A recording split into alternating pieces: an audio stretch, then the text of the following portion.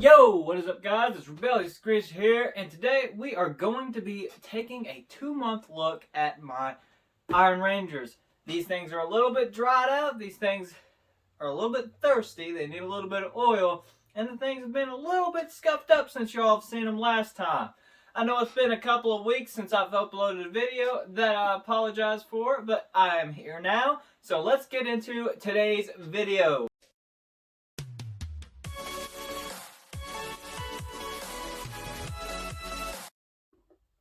So let's start out how we usually do and look at the tread.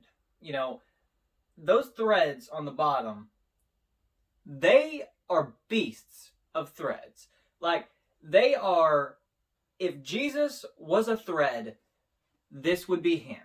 These threads have held up for 2 months straight, and I don't know, they haven't worn through it all.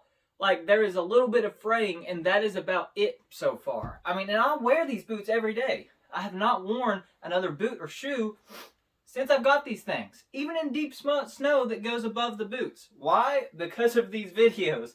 That's why. Now, if y'all are wondering why in the world these are burgundy, like ox blood with nickel eyelets, it's because I dyed the boots from 8111s to whatever number that the ox bloods are. So that's why they have nickel eyelets, and I like the look of them. Whenever I done that, I was very, very happy with it. Go take a look at that video. I'm suggesting it because if you guys want to dye your Iron Rangers, as far as I know, that goes with any dye. Now, I used Angela's leather dye. It does say that the results may vary depending on the type of leather. Now, if you didn't know, Iron Rangers is an oil tan leather. Sometimes I swear it looks like a chrome, or not chrome tan, but chrome XL, I guess you would say. And, you know, it really is surprising because sometimes you'll look at it, and especially in the sunlight, you'll think, oh, is that chrome XL? And then other times you'll look at it like the way I'm looking at it right now, it looks like oil tan leather. But I have a full guide on how to dye them. And if you're going to watch that, watch the video before it where I stripped the oils out of the leather, because if you're going to dye oil tan leather, you want to get as much oil out of them as possible. What I done was I used Dawn dish soap in a specific way, so go take a look at that. I'm not going to ramble on about that because this is a 2-month review. That as far as the treads are wearing down, you know, they're not wearing down a whole lot. And the heel, that little rubber lip that's on the heel there, I'm going to try to get it as close as possible. We'll do a close-up in a minute. But that little rubber ring around the heel there, it hasn't worn off yet at all. I mean, it's worn off a little bit. It looks like maybe I've, rubbed it against some concrete a few times. But that's about it. I mean, and I wear my boots hard. I wear them, like most people wear their boots as far as work boots go. I wear these like I would wear work boots. But as far as, now I've heard a lot of people say, and I mentioned this in my 1-month review, I'm pretty sure, a lot of people say that the speed hooks, they pull out some. I still haven't had an issue with that. I know a lot of people, I believe them when they say that. It's just that I have not personally had an issue with that. And mostly because I tie these as tight as I possibly can, by the way. It's not like I'm going easy on them or anything like that. If you watch my videos, these things have been through it this month. Like, I've stripped oil out of them, I've dyed them, I haven't posted the video yet because it's not finished, but I'm doing durability tests on them. I mean, these things have been through the ringer this month, and I haven't went easy on them at all. And I haven't really had any problems out of these. Just like the break-in. Everyone says that the break-in is a nightmare. Once again, I believe them when they say that. It's just, I'm used to wearing boots, and I'm used to having to break them in. And compared to any other work boot, I don't have a problem with it. Like, I have not had any sort of issues with break-in or anything like that. I mean, it took me maybe a week and a half to break these in fully. And I didn't wet them. I didn't do anything special. It was just straight out of the box. I laced them up, put them on, and I think I oiled them. And that was it. I just conditioned them, and that was it. And I haven't had a problem out of any break-ins, it didn't bite me, and if you don't know what biting is, it's whenever the leather folds, and until it gets soft, or broken in, I guess you would say, it will pinch down on your skin, and some places that hurts, and that's what they call biting. I didn't have that with these boots. And some of the guys that say that are people that review boots. They put on work boots like these, in other cases way heavier boots, and some people compare them to Nick's boots. You know, I mean, and I just personally, I've not had that problem. The laces, I put the original laces back on them. I think this is the first video where I've actually had the original laces on them. I've had them on here, I don't know, maybe 2 weeks, something like that. Whenever the last video I posted was, that's when I've had these on there. That's when I put them on here, and they have they've like, I wouldn't say broken in, but they have, you know, loosened up and unstiffened a lot since I've put them on the boots, and they're holding up pretty well. Personally, I like leather laces, but with this burgundy color, I liked these laces a little bit better, and also I figured, you know, if I'm going to be giving a 100% honest review, I should be using the original laces on the Iron Rangers anyways, because these boots, yes, they are for personal preference. I prefer these boots, but I also got them to do YouTube videos on. Just like I have another pair of boots that I'm going to be doing a YouTube video on. I'm not going to tell you the name of it, but we'll get to that. So as far as, I don't know, I guess you would say patina. The boots have gained a little bit of patina. Some of this is because I didn't condition them the best the last time I conditioned them, and some places I went a little bit heavier than others, so some places it's a little bit darker than others. But as far as patina goes, actual real patina is mostly on the heel on the back there. I'm sure you can see a lot on the tongue, because the tongue gets a lot of flexing with the laces in there.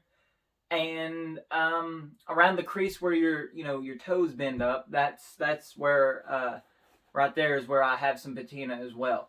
Otherwise, not a whole lot yet, because once again, I've only had them for 2 months. But the Iron Rangers, most of Red Wing's leather, anyways, they patina pretty quickly, and they patina beautifully. It's not like you look at the boots and you're like, oh god, those are old and nasty looking. It's like, you know, they've aged beautifully. It's like wine, you know, but wine shoes.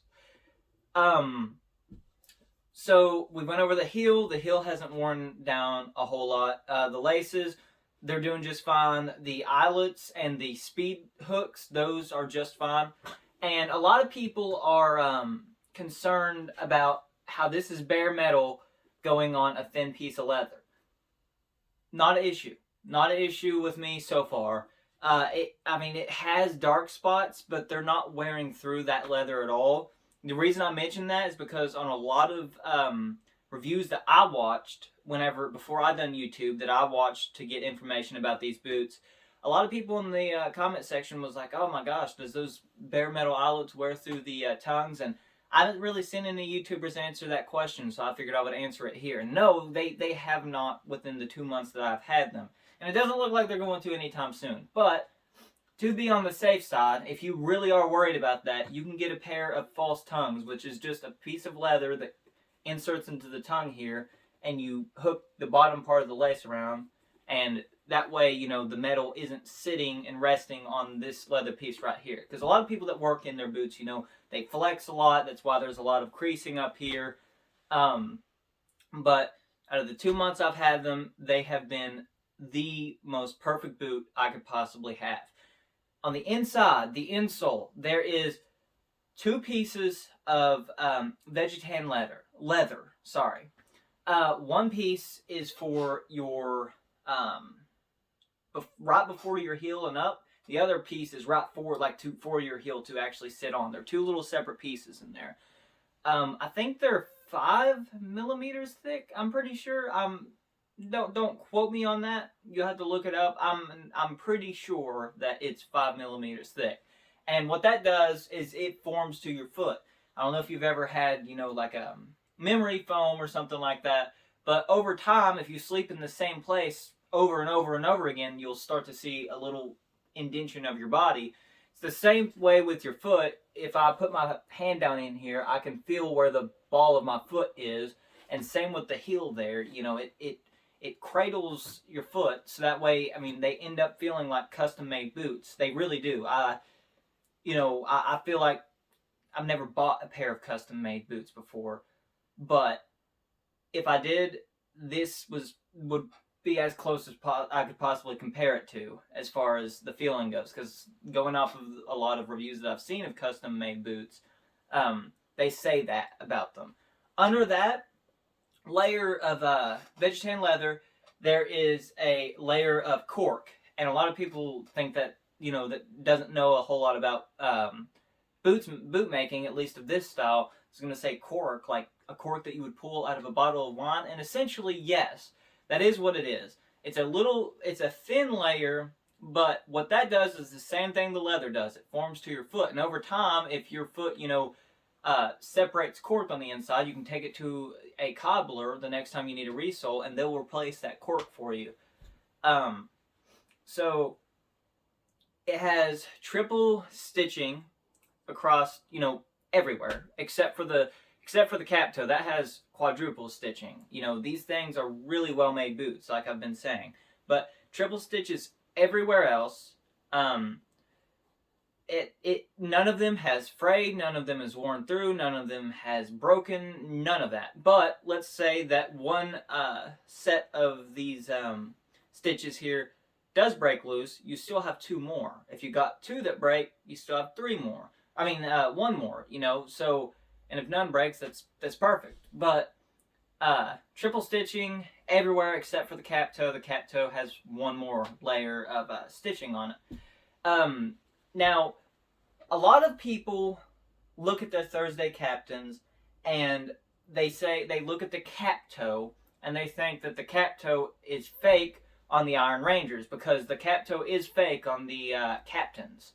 Well, the Iron Rangers has a 100% real cap toe. So if you wear through the cap toe, there is still another layer of leather, this layer right here, underneath it, which is a good thing. If you get a lot of other boots and you wear through that layer of leather, there is not going to be another layer of leather there. But these are true. This is a true cap toe. Same with the heel. I don't know what you would call it. I'm going to refer to it as a heel cap.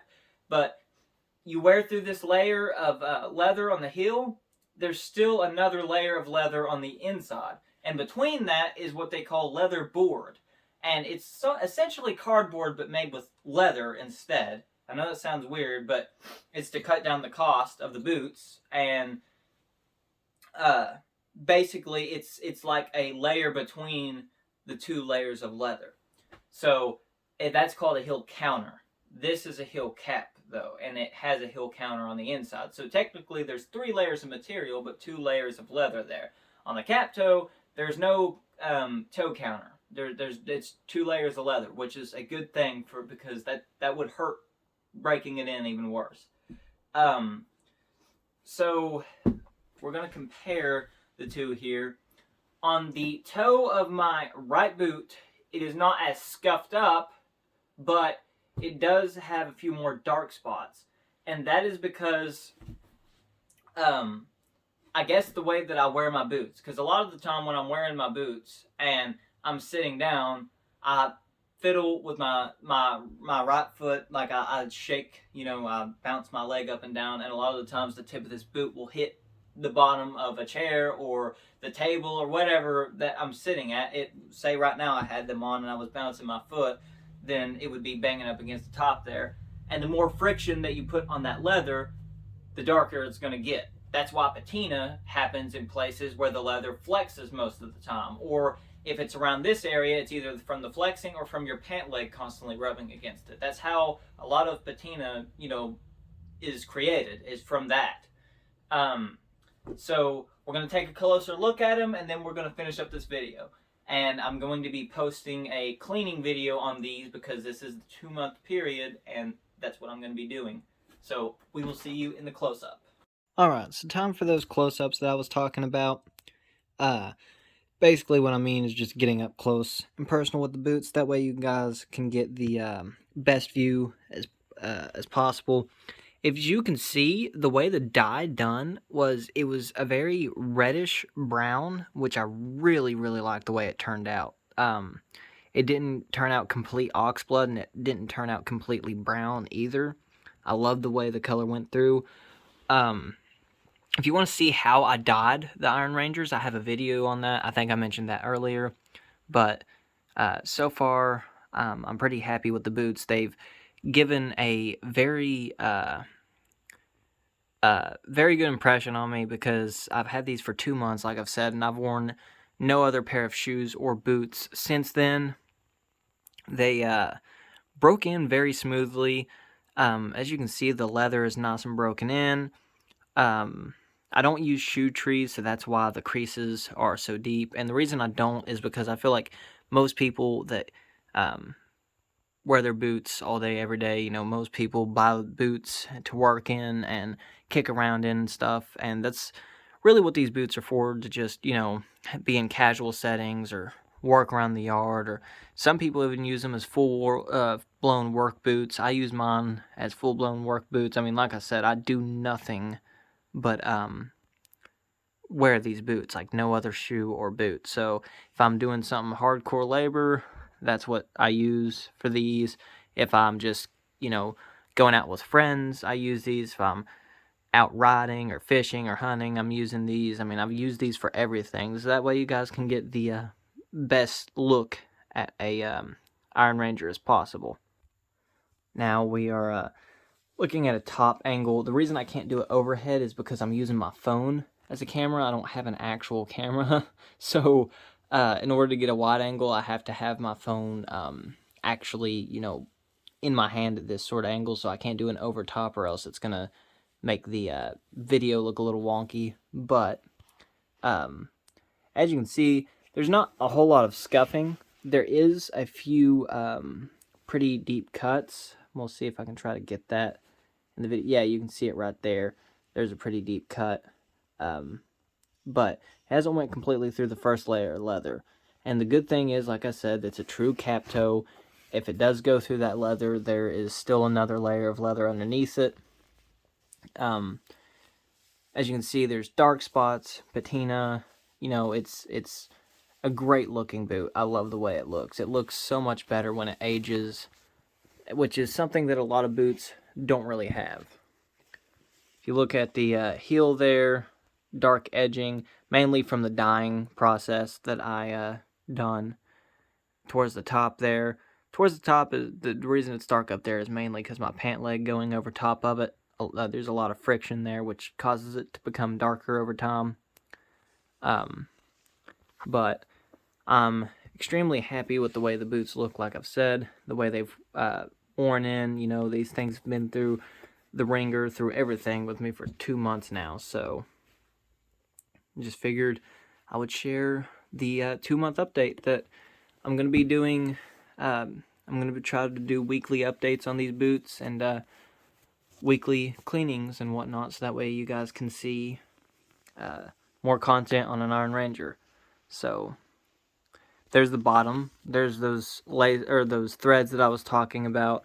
I like showing those, so that way you guys can see just how slowly and well built this boot is, because once again, I walk on concrete, dirt, mud, everything in these boots. So those threads have held up extremely well. And I would like to say, we've went through a pretty, not harsh winter, but harsh for Kentucky winter. And these things have held up through it all. It hasn't even worn through that thread there, let alone the rubber itself. There's almost no wearing on the rubber. You look at the heel, there's a little bit of wear, but there's that rubber ring that I keep talking about. That rubber ring on the back hasn't even been worn through. The reason I keep mentioning that is because, it's a very thin layer of, or not separate layer, but it's a very thin coat of rubber, I guess you could say, on the heel there, and it hasn't even worn through that yet. And it's been 2 months of me wearing them every single day. So, amazing heels, amazing sole. It's just a great, well-built boot with some of the best materials I've ever seen. So that's my 2-month review on the Iron Ranger, and I hope you liked it. I'll see you in the next one.